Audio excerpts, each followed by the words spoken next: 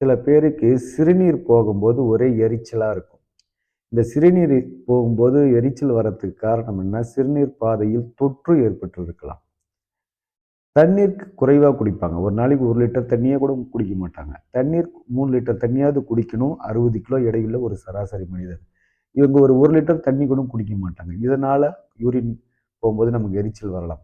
Body heat ஆயிடுச்சுன்னா, உடல் உஷ்ணம் ஆயிடுச்சுன்னா, சரியா தூங்காம, டென்ஷனா நிறைய வேலை பார்த்து ஹெவி ஒர்க் லோடு இவங்களுக்கு பாடி ஹீட் ஆகும்.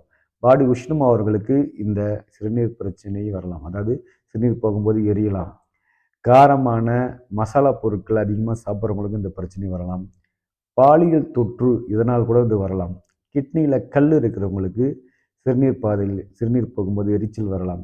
சில மருந்துகள் சாப்பிட்ருப்போம். அந்த மருந்துகளின் பக்க விளைவுகளினால் கூட நமக்கு சிறுநீர் போகும்போது நமக்கு எரிச்சல் வரும். பெண்களுக்கு ஹார்மோன் ப்ராப்ளம் வரும்போது இந்த பிரச்சனைகள் வரும்னு வச்சுங்களேன். சில பேர் யூரின் போகிற இடத்த சுத்தமாக வச்சுருக்க மாட்டாங்க.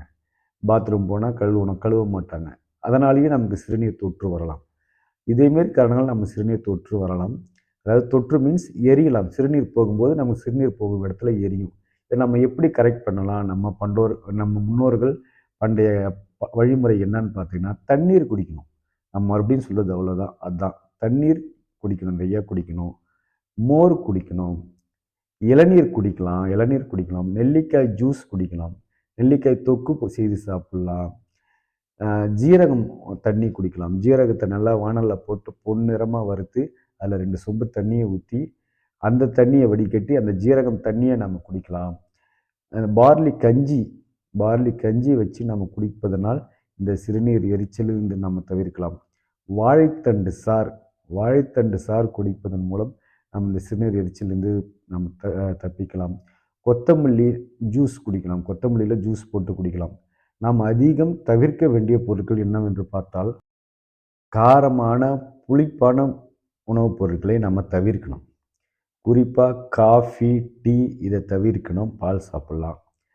தண்ணீர் நம்ம நிறைய குடிக்கணும். 3 லிட்டர் நம்ம வெயிட்டு 60 கிலோனா நம்ம 3 லிட்டர் தண்ணி அவசியமாக குடிக்கணும். நம்ம சிறுநீர் போகணுன்னா அந்த இடத்த நம்ம சுத்தம் பண்ணணும், கழுவணும். சிறுநீரை அடக்கி வைக்கக்கூடாது. சில பேர் இதை போயிடலான்னு அடக்கி வச்சுக்கிட்டே இருப்பாங்க. தூக்கத்தில் கூட அதை அடக்கி வைக்கக்கூடாது. இதெல்லாம் நாம் செய்கிறதன் மூலம் இதை நம்ம கரெக்ட் பண்ணலாம்.